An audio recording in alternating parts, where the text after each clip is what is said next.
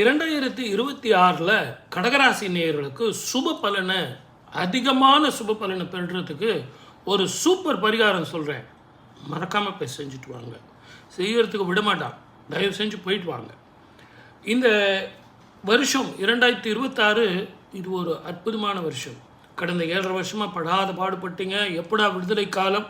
சனி பெயர்ச்சி இருக்குங்கிறான், இல்லைங்கிறான், வக்கரங்கிறான். குரு பெயர்ச்சி இருக்குங்கிறான், வக்கரங்கிறான். உங்களுக்கு அடுத்த வருஷம் கூட மிதுனத்தில் இருந்து வருஷம் பிறக்குது.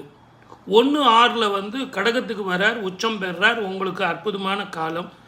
அஷ்டம சனி முடிஞ்சு போகுது. குரு 9ஆம் பார்வையாக பார்க்க போகிறார். ஆனால் நவம்பர் மாதம் 15ஆம் தேதி மீண்டும் உங்களுக்கு குரு சிம்மத்துக்கு போகிறார். அந்த வீட்டிலேயே இல்லை. ஆனால் இந்த கடகத்தில் இருக்கும்போது உங்கள் கூட சேரப்போகிறது உங்கள் ராசிக்கு கேது அப்படிங்கிற ஞானக்காரகன். 12 வருடங்களுக்கு ஒரு முறை வரக்கூடிய குருவும் 18 வருடங்களுக்கு பிறகு வரக்கூடிய கேதுவும் உங்கள் ஜாதகத்தில் எப்படியெல்லாம் அற்புதத்தை பண்ண போகிறார் தெரியுங்களா? ஆனால் இது ஒரு அபூர்வமான காலம். 12 ராசிக்காரர்களுக்கு நான் எத்தனையோ பரிகாரம் சொல்லியிருக்கேன்.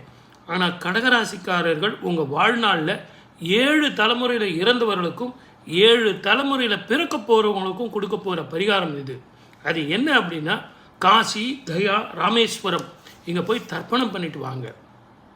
ஞானக்காரகனும் குருவும் உங்களுக்கு இணைந்து கடகத்தில் போய் இருந்து உச்சம் பெற்ற குரு இருக்கிறது மூதாதையரை திருப்தி பண்ணக்கூடிய ஒரு காலமாக அமையுது.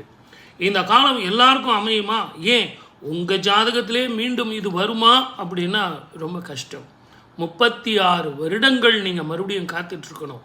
அதெல்லாம் நடக்கவே நடக்காது. ஆகவே தயவு செஞ்சு இந்த ஒரு பொன்னான காலத்தை மறந்துடாதீங்க. காசிக்கும் கயாவுக்கும் போயிட்டு ராமேஸ்வரத்துலேயும் போயிட்டு பித்திருக்களுக்கு பிண்டம் கொடுங்க, தர்ப்பணம் கொடுங்க. 12 ராசிக்காரர்களுக்கு இல்லாத ஒரு அபூர்வம் உங்களுக்கு.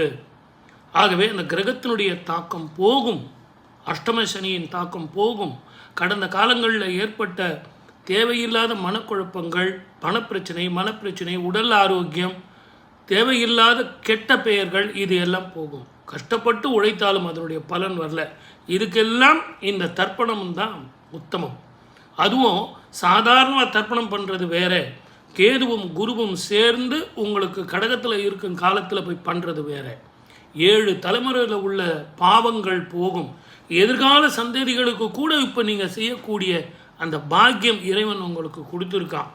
ரொம்ப சூட்சுமம் சார். இது எல்லாருக்கும் இது புரியாது. தயவு செஞ்சு நீங்கள் போயிட்டு வாங்க, நல்லா இருப்பீங்க. இப்போ சப்ஸ்கிரைப் பண்ணுங்கள், ஷேர் பண்ணுங்கள். நிறைய பேசுவோம். வாழ்க வளமுடன்.